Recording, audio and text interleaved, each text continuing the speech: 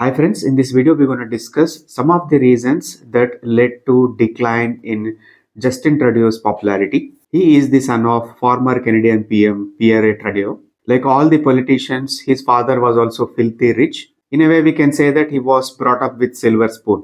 What is the common criticism that we see with these Nepo kids? That they don't understand the common psyche of general public. They doesn't understand the problems, grievances, everyday life of common folks. Generally, when you compare the kids of previous generation politicians, you will be able to understand that somehow they are out of touch with reality. In order to understand the poverty, in order to understand the problems and grievances of common man, they need to hire a sociology professor to teach them how a common Canadian does live. So what is the general ploy which is used by these Nepo kids? They will try to curate, cultivate an image for themselves by indulging in activism or starting their careers by doing some menial or simple jobs. This is the exact pattern which is employed by the Justin Trudeau.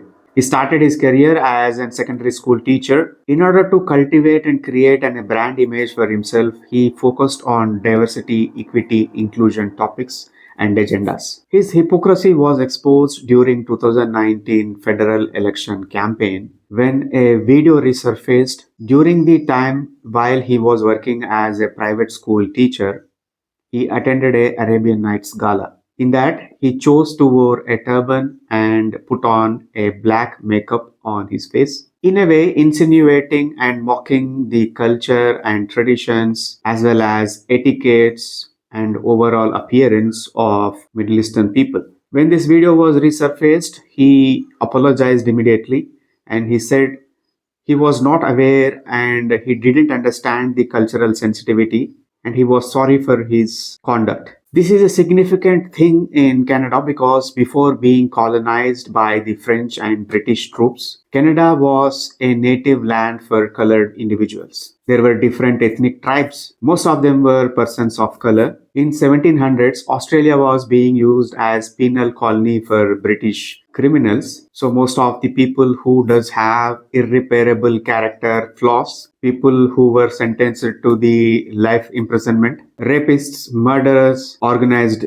gang members, people who have irreconcilable differences with the society and who were hard to change were sent away to Australia to spend their rest of life working as carpenters, masons, building construction workers, and butchers and farmers. During the same period, Britain also used Canada for the same reasons. Most of the convicts, people from the mental asylums, landless farmers, poorest of the poor of British society were sent away to Canada to colonize, to work in the infrastructure development area. Later on, they became the brand ambassadors of British colonization and they worked like a bridge between the Great Britain and the Canada. When we are talking about Inquisition of Canada in a way, it was very brutal.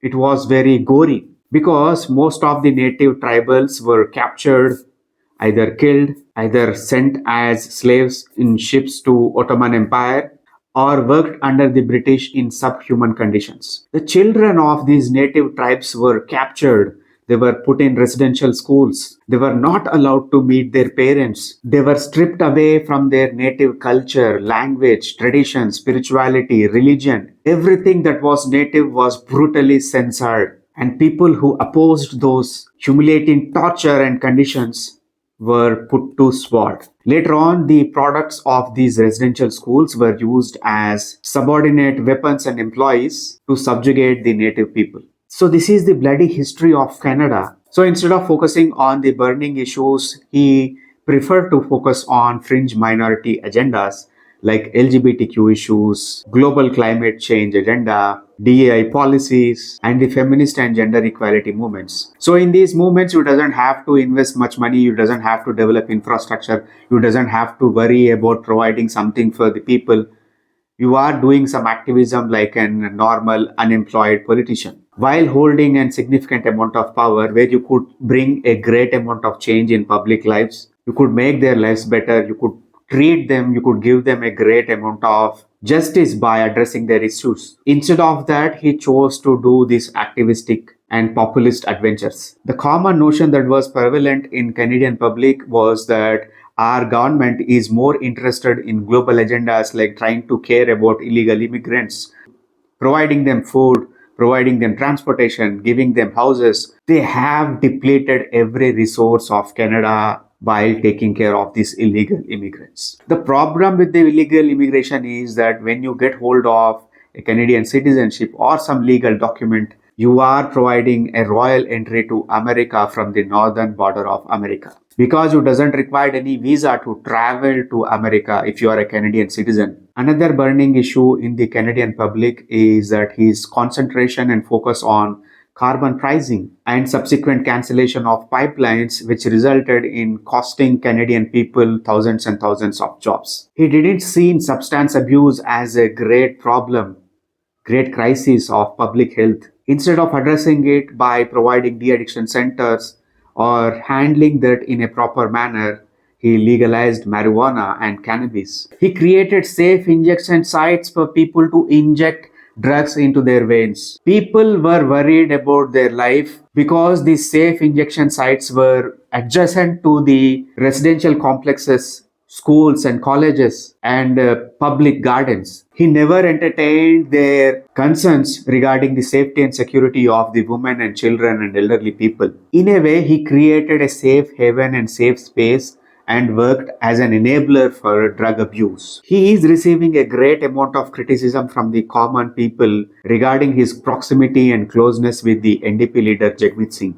He was more concerned and worried about losing his position as Prime Minister. He wants to secure his seat instead of worrying about the welfare of the common man. It is truly flabbergasting to see that in one breath he criticizes terrorism but turns around and supports Khalistani separatists. When you have gory past and previous history with these terror elements, have you forgot the Kanishka Air India flight bombings? And it's astonishing to see that he has given a free hand to these Khalistani terror elements which are freely targeting Hindus and Indians. In the name of freedom of expression, they are doing graffiti on the walls of Hindu temples, targeting the devotees and burning Indian flags. And they are openly giving travel advisory to the Canadian people that do not travel in the Air India flights because we are planning to blow it again. If you think that you can raise and you can keep a snake as a pet, it is not going to harm you. If you really believe that, just look at the situation of Pakistan. At once upon a time, they have given a safe haven, safe space for these terrorists to target India and Indian interests. Look at the ground reality of Pakistan right now. They are the greatest victims in the hands of terrorism. If Canadian politicians not able to understand that, if you're really worried about gaining more seats or sustaining your position, sooner or later you wanna face the wrath of these terror elements. Let's address another policy matter where he faced the great amount of criticism, that is, he legalized euthanasia in Canada. When I read the bill of C-14, which is the main enabler of euthanasia,